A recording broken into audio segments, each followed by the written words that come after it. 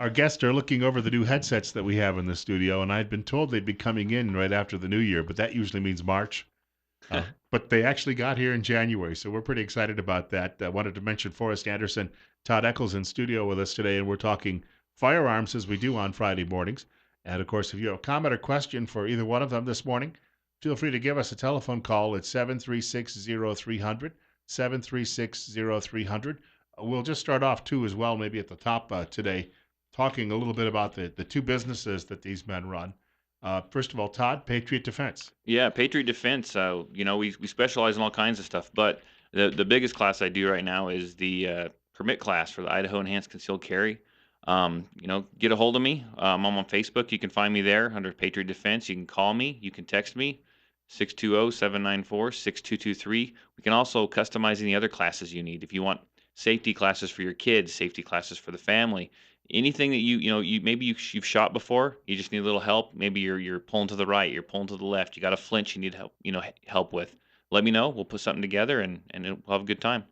Forrest, meanwhile, has multiple businesses, which is keeping him very, very busy straight through the summer, as we were just talking about off air. But Washington Street Pawn is your main one. Yeah, Washington Street Pawn. We're at 321 Washington Street. If you want one of Todd's cards, you can stop by and pick one up there. We got a few on the counter. You can get a hold of us on Facebook, just under Washington Street Pawn. You can call us 208-735-0012. Just stop in the shop, shoot the breeze. There are some this week. It's amazing. The election didn't go the way a lot of gun manufacturers kind of figured it would. So there is a glut of firearms. We just got a deal this week. Brand new, full aluminum AR-15s. We are selling them for $450. I mean, I saw that on your Facebook they're page. so cheap right now. So if you want a great deal on a gun, there are certain models, like we have the Taurus 9mm, the PT-111s, so we're going to be selling for $225 again. Those are the ones that we sold 600 of last year. So in a 3-week period. So there's plenty of great deals out there. So come in, see us. We'll get you hooked up. And it may be a long time again before you ever see some of these prices, because once that inventory does clear out, Yeah, things stabilize. I've been reading some of the factories have actually laid off employees because they've got this huge backstock. A lot of these distributors put in huge orders for firearms, figuring the election would go the other way. There'd be a big run on firearms, kind of playing on people panicking. Well, it didn't happen. There doesn't look like there's going to be any firearms regulation, at least for the next 4 years. So, till the next election cycle, there probably won't be a big panic. But now's the time to do it. Just be prepared. We were talking about in shop yesterday. I was talking to someone about be prepared. Be precise. Do stuff when it's smart to do it. Now is a smart time to buy a firearm because they are inexpensive. And the other part of this, too, is at that price, a lot of these will go fast because there are people out there who always like to have a spare or two around as well. I mean, let's be honest. Hey, I'm not a rifle guy. I saw him post these up on Facebook the other day, and I was like, $450. Maybe I need one. Well, I read a figure the other day. We have about 360, 70 million firearms in private hands in this country. But I read the statistic is most of those are actually still in a small group because you're talking people have multiple. That's it. The idea that you always have something to back you up, at home. Somebody who buys one generally is going to buy 4 or 5. It's just you feel more comfortable that way around the house. And hunters obviously are going to have quite an arsenal too. Yeah, you think about if you have kids. So you got a couple kids. So you got your hunting rifle and you've got your hunting shotgun. Let's say if you limited it to just that, you've got Mhm. 3 kids, and then they've each got their hunting rifle and their hunting shotgun, and then it just spreads out from there. But I'm a proponent of if you're not a gun collector, I don't think that you need a specific tool for every job. I think if you have a good shotgun, you have a good hunting rifle, maybe a good um, tactical style rifle, and a good handgun, you're good. I would be a more proponent of be proficient with what you have rather than have a bunch of things that you're not so proficient with. And I understand that buying for the kids thing. I spent more money on not handguns, but rifles and shotguns on my kids last year than I did on me, which was a big fat zero. I tell everyone in my class too, if for some reason you have to use your handgun and in self-defense, chances are it might be taken from you for just a little while. So if you find one you like, buy two of them. So if they take one and hold it as evidence for a little while, you got a backup in the safe. You already know how to run it. You got muscle memory. So go see Forrest. He probably sell you two. I'm sure you don't have a problem with Oh that. no. But if you're like a sports shooter, let's say you want to carry concealed, most of these manufacturers make a full size version of what you're carrying Right. concealed. Right. So you have that muscle memory on the controls. You know where the safety is. You know where the mag release is. You know how to drop the slide. You know the trigger pull is familiar. So you can get a full size version of what you're currently carrying. So if you're going to go shoot competition or you're going to go out and just do some fun sport shooting, you've got something that operates exactly like what you've got in your hand. We were talking a few weeks ago. You were on the subject of suppressors. A lot of news the last couple of weeks. We're going to see government maybe relax some of the restrictions there. And as it turns out, one of Donald Trump's sons is leading the charge on this, and he's got a lot of people in Washington lined up behind him. But we're the problem is too many people see the movies and they think that they see James Bond and other people using them, and they get this impression in their head that it's it just increases violence. But the fact of the matter is, if you're in your own home, using one in self defense isn't going to shatter everybody's eardrums. And that's the argument for them, right, at this point. Yeah, and it makes them hearing safe. That's all it does. I mean, they're still running like on an AR-15. They're still going to be running 130 decibels, which is not quiet. Right, right. But it does make it so you can shoot without hearing protection. It does make it much more enjoyable to shoot. In Europe, you can't shoot without one. They consider it noise pollution. Um, so I hope they do. And you talk to any police officer, the people that they're arresting, pulling off the street, they're not running around with expensive firearms with suppressors on them. They've generally got the cheapest thing Yeah. that's made out there, and that's what makes it out there. So hopefully they do that because if you've been in a group of people shooting AR-15s and everyone has a suppressor on their gun, wow, what a difference. I did a little reading the other day on this, and it's back in the 30s. This is when the Congress passed the National Firearms Act, and it was to help curtail gang violence. They put restrictions and special taxes on machine guns and other high-powered weapons. Even though they hadn't really been proven to be used frequently in crimes, I went ahead and threw suppressors and silencers on there because they were out of concern that poachers would use them to steal food during the Great Depression. They were Yep. shooting. People were shooting people's cows. Yep. People were hunting out of season So it because wasn't like a violent type thing. It was they just they were trying to trying to feed survive. themselves. Yeah. Yeah, exactly. So that's why that was and that was a law that was made back in the 30s. It doesn't apply now. The technology is much better now. Um, it would just it'd make a lot less hearing loss down the road for people, and it would just make shooting more enjoyable because you're not going to have these huge bangs all the time. So. I saw some other statistics this week. There's been an argument that has been made by people who want more gun control that people often die in gun violence around the home. They're generally going to be women, and so they're trying to claim it's all about domestic violence. But I saw a story this week where someone said, "Well, take a look at the statistics for a minute about how many women actually own guns."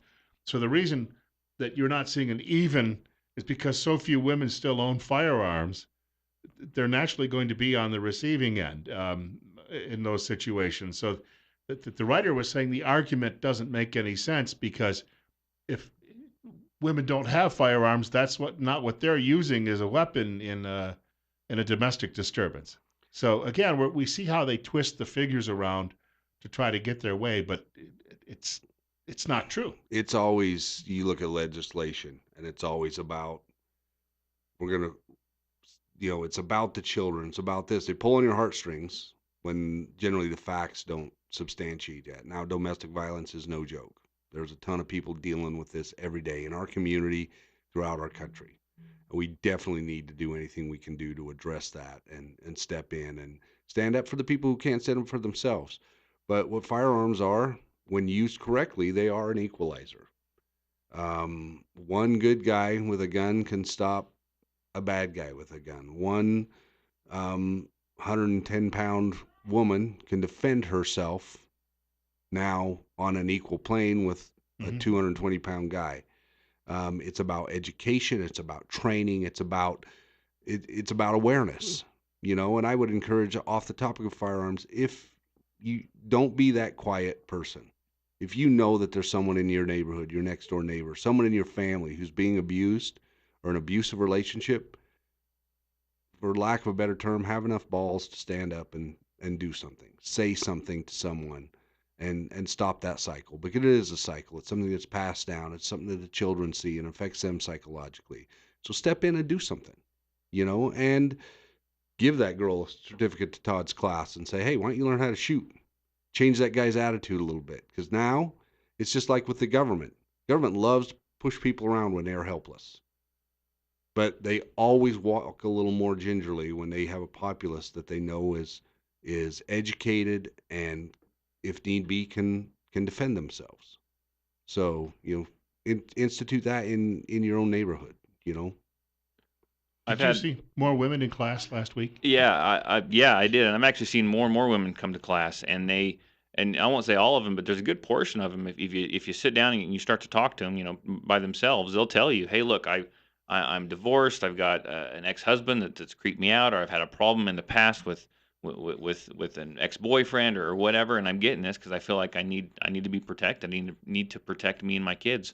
I've actually gone to a couple of different ladies' homes and talk with them. They had someone in their family, or we used to be in their family, getting out of prison, and they were nervous. They were scared. They had a firearm. They wanted me to show them how to use it, how to shoot it. They wanted me to walk around the outside of their house and tell them, maybe even put some lights here, some lights there. It's kind of an avenue that I haven't done a lot of, but it was real satisfying to me just to help them out. But you got to take charge of your life. You got to protect yourself. You got to protect your kids. You do what you got to do. We wanted to point out we're going to take a short break in about a minute, but if you have a comment or question for both Todd or Forrest, give us a call this morning. Telephone number 7360300. That's 7360300. We've got 13 right now, and it will warm up at about another 10 degrees before the day is over with, but some severely cold nights ahead. Not quite as bad as last week, but single digit temperatures the next 3 nights before we get a warm up again going into the middle of next week, and we'll have actually more rain by next Wednesday. That might deal with a little bit more of the snow and ice that we've had build up. But do want to point out, of course, these two men are here because they're a resource for this community. If you've got a question or comment about anything related to firearms, we'll try our best to handle those. And you can also email me questions at bill.colley@townsquaremedia.com, bill.colley@townsquaremedia.com. And I do know that sometimes the two of you, uh, with the cell phone technology today, you get commentary during the show from people you know. I Yeah, just answered two questions right now while yeah, we I while love you it. were It's talking. it's great when that happens. So we'll bring that up too in just a moment or so. But in the meantime, short break coming up at 9:20 on KLIX. Got a couple of guests in the studio with us this morning. We're talking firearms. Bill Colley with you as well on News Radio 1310, KLIX, and NewsRadio1310.com. Forrest Anderson from Washington Street Pond joining us, and Todd Eccles from Patriot Defense. If you've got a comment or question for them, 736-0300, 736-0300. So the two of you have both been getting questions already via texts and the like while we're on the air. What's the nature of some of the questions? Anything complex?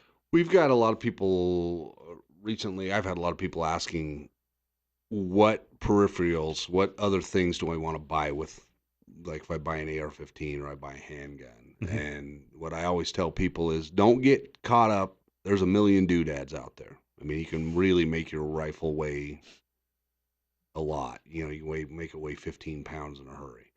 But common sense things that you want to have is a good optic.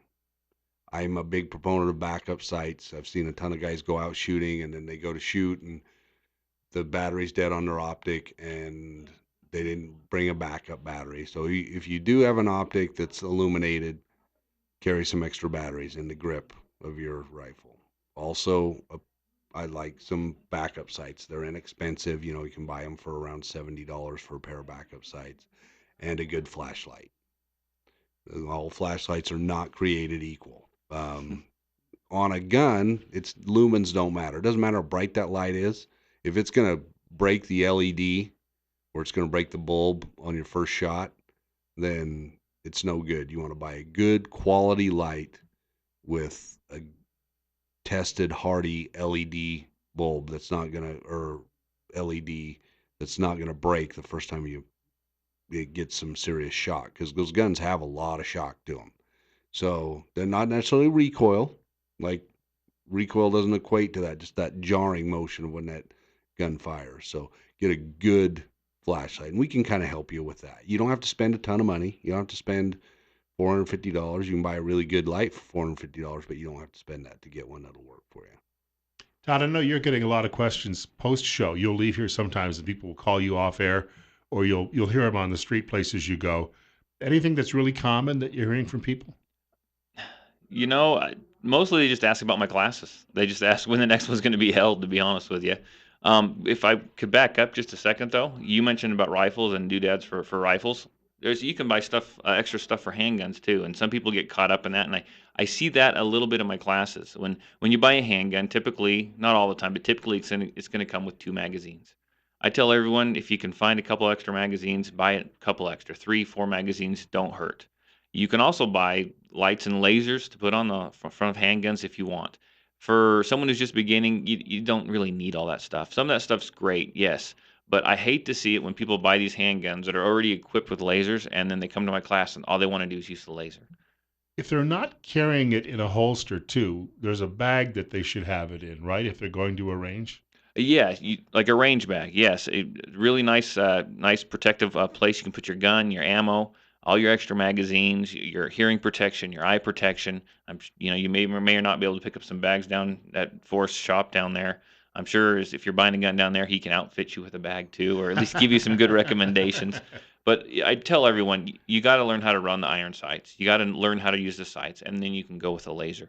A laser is a great thing. If you have failing eyesight, you're a little older, you have trouble seeing, lasers are good. Lasers are also a really good training tool as well. They let you know if you're flinching and what direction you're flinching just by dry firing that and seeing if that laser jumps to the left or right or up and Right. down. So lasers aren't a bad thing, but I learn how to run the gun. Do not depend on all the extra stuff. Learn how to run the gun as it was made.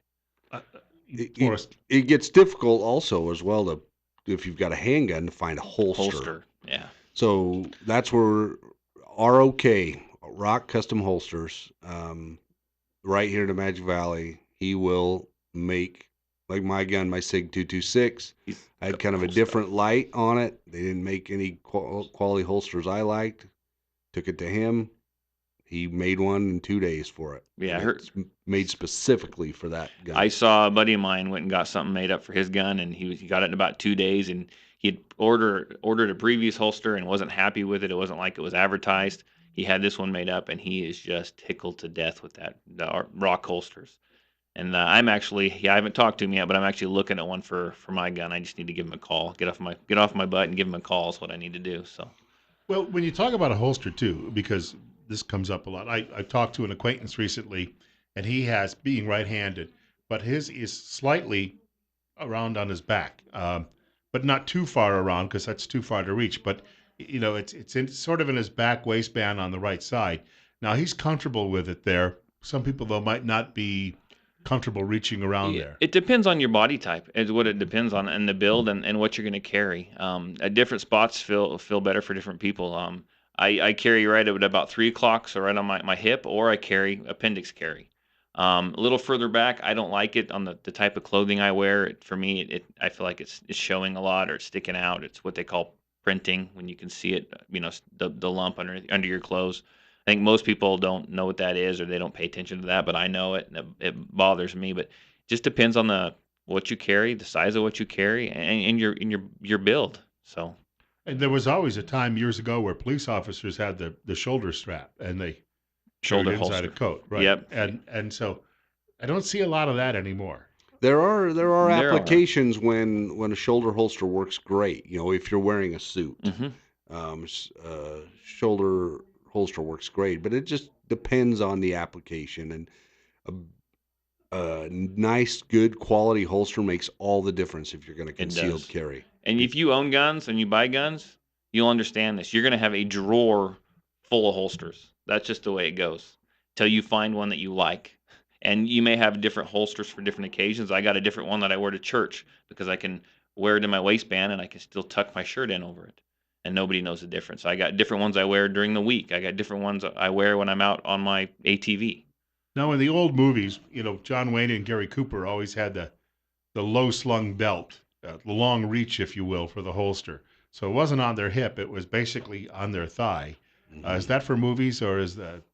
It depends on if you're Yeah, shooting competition. There's a certain way to draw that, but you see most of the competition shooters, their gun isn't sitting clear down by their knee.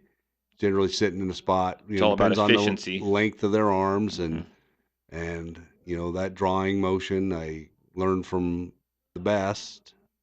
I mean, I don't put it into practice that well, but he showed me that drawing motion is more of like a yo-yo. You don't drive your hand down into that gun and stop and then jerk it out.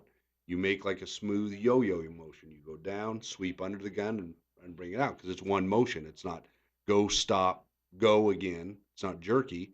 It's smooth. And man, he can draw that gun really fast and it's silky smooth. We've got more coming up with Todd Eccles and Forrest Anderson joining us in studio right now. Hey, we're up to 14.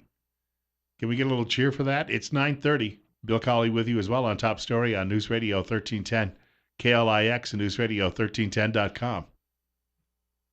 Talking firearms this hour of the program, and if you've got a comment or question, feel free to give us a shout. The telephone number is 736-0300, 736-0300, or sometimes it's simpler, as our two guests have mentioned.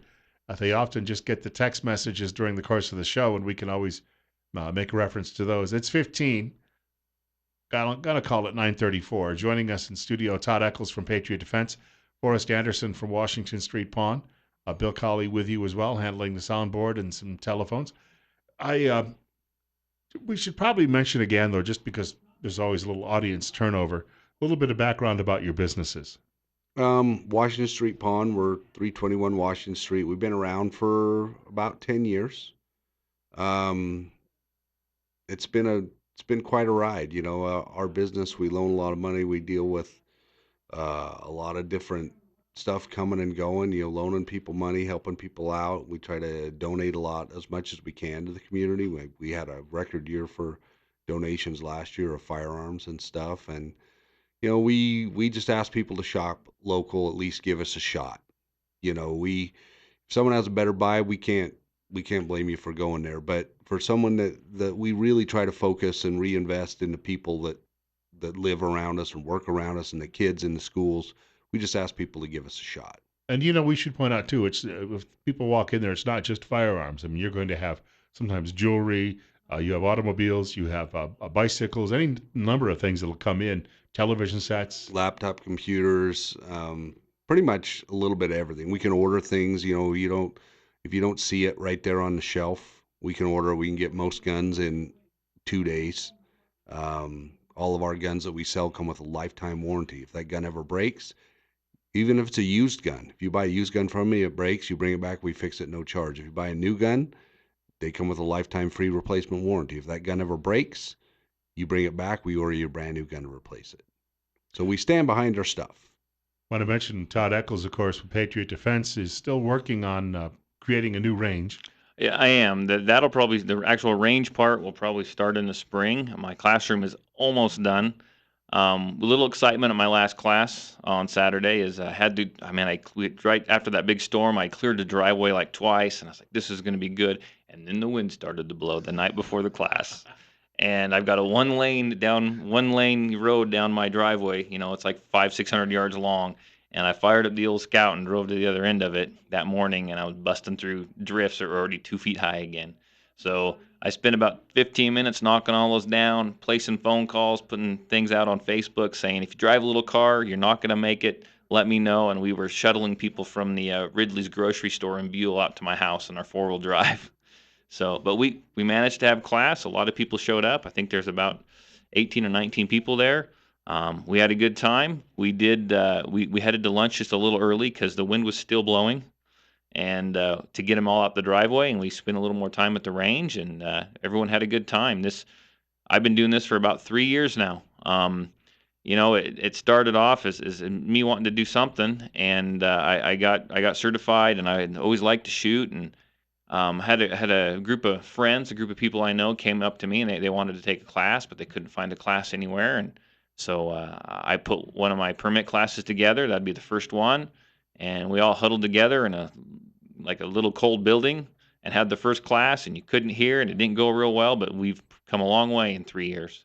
We had a comment from a listener a few weeks ago, and she was looking for various places where she could go just as a range, a practice range, because she's already, I think, quite proficient. But we had that conversation, and I've had a few guests in talking about this before. We still really don't have a lot of places where people can go throughout the valley. There's some, but not many. Yeah, there's some. I mean, there's two indoor ranges. You have to become a member, but I think you can actually pay is like $7, and I don't know what night they do it. There's an indoor range in Twin Falls, and then there's another club that you can join, and they give you a key out in Buell. You can go out to Jerome. I think if you're in the Burley area, they've got the Rupert Shooting Complex, and I know Forrest goes out and shoots with a club out in Jerome. He can probably tell us more about it. It seems like a great thing. Hmm. Yeah, the you can find them on Facebook. It's the Magic Valley Practical Shooting Association. You can look them up. Magic Valley Practical Shooting Association. If you have any more questions, call us at the shop. But it's a $50 membership. That's a family membership. They have organized shoots the first Saturday, the second Sunday, and the third Saturday, and then they do a rifle type shoot on the fourth Saturday of every month. So they have generally an organized shoot every weekend that you can go participate in if you want to get a little more proficient, moving through doorways, shooting through openings, moving and shooting a little bit. They have those competitions the first and third Saturdays. It's a lot of fun. It's not like a big ego testosterone thing. The people that shoot out there are really super nice. Bring your gun, a holster, probably 3 or 4 magazines, and just come out and do it once, and you'll be hooked because they set up some really fun courses. They have moving targets, they have paper, they have a ton of fun stuff. And then with that membership, you also get access to that range that you can go use at your convenience anytime during the week. You can go out there and shoot. You can bring your family out there and do some shooting on your own. We've got a short break. Hold your thoughts and call it 9:40, almost 9:40, 14 right now. Joining us in studio, Forrest Anderson, Todd Eccles, and of course Bill Colley. You're listening to News Radio 1310, KLIX, and newsradio1310.com. Got about 19 minutes before 10 o'clock, and do want to point out, talking firearms this morning. Joining me in the studio, we have Todd Eccles and Forrest Anderson. Forrest is from Washington Street Pawn. Todd is from Patriot Defense. Bill Colley with you as well on News Radio 1310, KLIX, and newsradio1310.com. We're at 15. We were just talking during the break quickly. There's obviously a lot of what we talk about is self-defense, and so you train for self-defense and safety and those things. But then again, there are people who do sports shooting and the like. There might be different challenges, different ways that you train for different styles of shooting that you're doing too, as well. Yeah, we got you mentioned what's coming up here. Spring, sometime, someday. Yeah. Okay, you like to hunt, and you need to stay proficient while hunting. You can go varmint hunting when that cranks up. When those free little rock chucks pop up out of the ground when the grass starts turning green, and Hmm. every year it seems like they show up a little earlier and a little earlier. That'd be go shoot at those. Practice. Get ready for deer hunting. Get ready for your elk hunting. Yeah, I'm sure you can go down and see Forrest. He could probably set you up with a nice varmint rifle. One of those AR-15s might be kind of fun to use for that too, and they're pretty inexpensive. Just I think Forrest mentioned when you're out hunting those, make sure you got a good solid backstop behind you, so you're not just shooting out in the middle of a field, skipping rounds to your neighbor's house. But Yeah, when you're varmint hunting, you gotta think. In this area, you'll be hunting in a lot of agricultural land, a Hmm. lot of livestock around. You need to choose your caliber and you need to choose your backstops. If you're shooting at rock chucks, they're called rock chucks for a reason. They usually live in a pile of rocks. Um, if you're shooting a slow caliber, that bullet's probably going to ricochet. If you have a very small bullet going really fast, 17 HMR, 22 250, a lightweight bullet for 223, generally if they hit something solid, they'll shatter on impact. But you need to choose your ammunition, you need to choose your backstop, you need to ask permission. That's another thing that sportsmen, I think, take a lot for granted. I hear a lot of people having arguments, duck or goose hunting over. property and things like that, ask the property owner. In England, it's very difficult to hunt. It's very expensive because privacy is all the property is private. You generally have to be part of a hunting club if you want to hunt something. We don't want that to turn into that here. These farmers, these landowners, yes, they own the property, and sometimes we get frustrated that we can't go there anytime they want. Well, I wouldn't want people walking to my living room whenever they felt like it without asking permission. So the people that live here are great people, very nice, very kind people. But take the time to drive to their house, ask them, say, hey, my kids and I, we want to go hunting. We were looking at the spot. We understand it's your property. Would you mind? And they're generally very open to that. But we need to take the time to do that.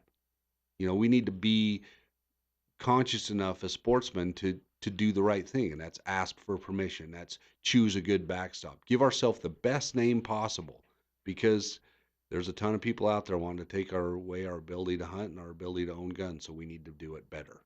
When we talked a little bit about ricochets, this is what also comes into play in home defense, because it's not just worrying about that round going through a wall and maybe hitting the wrong person, but even in the house, there are objects around that you've always got to be, even in the dark, in an emergency, you've got to be aware of the surroundings. Oh yeah, I mean you've got depending on the age of your house or however it's built, you got brick walls, you got brick fireplace, stove chimneys, you got metal objects in there that it could ricochet. You just need to be very aware, and like I said, when you're in your house, I think the biggest thing to worry about is obviously where the bolt's going to go in your backstop, because the house that I live in, if I were to wake up and someone was standing in my bedroom door and I were to grab my gun, wake up, see him, grab my gun, and go to shoot at them, I have to be really careful, because if I miss just by a little bit, the other bedroom that's right next to mine is my kids, my two boys, and they sleep in bunk beds. There's not a whole lot of fault there. If it's going to go through that wall if I miss. If I'm a little to the left, a little to the right, it'll go through a wall, and it could very well hit someone. If you live in an apartment, that's something to think about too, because your neighbors are sleeping on the other side of that sheetrock wall. Duplex, same thing. Even if you live in a subdivision and the houses are real close together, depending on where that bullet goes, it can travel quite a ways. It can go through a few different backstops. Choo- Choosing ammunition in for home defense is another, like Yeah. what we were just talking about. If you're shooting a 357 for home defense, it's very possible it could go through your exterior wall and kill your neighbor in a house next door. Hmm. I mean, those bullets have a lot of velocity and a lot of foot pounds of energy. So you need to be aware of that. So choose the right caliber. They make bullets specifically. It's not like the A team. Remember when they used to Yeah, strap a piece of tin to the front of their corrugated tin to their their truck, car and or it yeah. suddenly became bulletproof? It doesn't work like that. Sheetrock generally will not stop a bullet. Um, but they do make bullets that are made to explode or Expand. expand on impact, You which know, will slow them down. I saw an article the other day. Someone said they came across someone in their carry gun, and the ammo they carried for their defense rounds was just straight up full metal jacket, ball nose target ammo. Will that kill someone? Will that stop somebody? Yes, it will. But you need to carry something that's made to impact the person, expend all its energy into the body or the target, and not leave. Okay, you need a good hollow point round. There's plenty of them out there, and I encourage everyone to carry that. It just, it just bothers me when I hear of people carrying regular range ammo, regular full metal jacket target ammo. It will go in someone, but chances of it zipping right out of them, it's going to create a small wound channel. It's going to go right through them and keep going. You could hit someone else if it's a store, if it's a parking lot. It could go through them, go through a wall, hit someone on the in that other room. You need a good hollow point around. The technology is there. They've invested that technology into making ammo. Let's take advantage of it. This morning, before I left the house, I had the TV on. Story in Arizona, apparently yesterday, police officer had someone pulled over on the highway, and somebody else just shows up from nowhere, takes a shot at the officer, hit him, didn't kill him. And then in a split second, apparently some other passerby saw this going on, stopped, shot the criminal dead, and then left the scene. And they're looking for the shooter who defended the police officer, basically to say thanks. But even then again, in that open area on an interstate, for instance, my gosh, the chances of hitting something, the wrong thing, in that type of situation, defense situation, would be, it's a dicey proposition. It, Oh yeah. you look at there was just a shooting in a gun store in Georgia this week, and the gun store guy walks in, guns drawn, holds up the employee, walks up to the other employee draws on him and drops him. He drops two gun, but behind that guy was a plate glass window with a street and everything else behind it. And what happened in Arizona, I read the story, is the officer was actually responding to a call of gunshots when he came across this accident. He stopped to help with the accident, got shot. The guy jumped on him, was beating on him. The passenger stopped, asked the officer, "Hey, do you need help?" Hmm. The officer said, "Yes, I need help." The man went to his car, retrieved his gun, shot the bad guy, and that's how that happened. So that's about being prepared. You don't Hmm. know what we're going to encounter. If you own a handgun, the chances are you're never ever going to have to use it in defense of yourself or somebody else. But what if there is that chance? It would be horrible to stand there and just have to watch defenselessly as something happened. And you know what? Let's be honest. Most people, the only time they ever use it is on a range.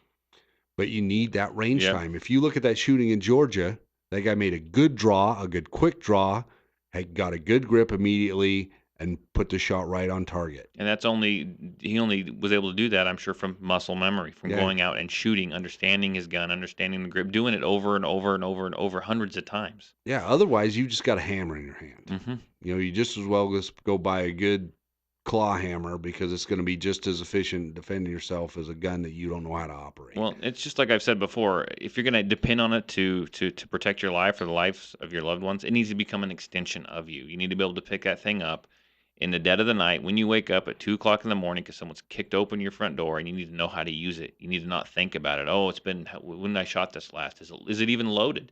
Okay, this one has the safety. I'm not carrying this one today. You need to understand how that gun works. You need to be able to not even think about it. Just pick it up and use it. I had a question for you, Todd, because we talked about women's issues earlier and that more and more of them are now buying firearms and training. Do you ever have classes where it's just exclusively women?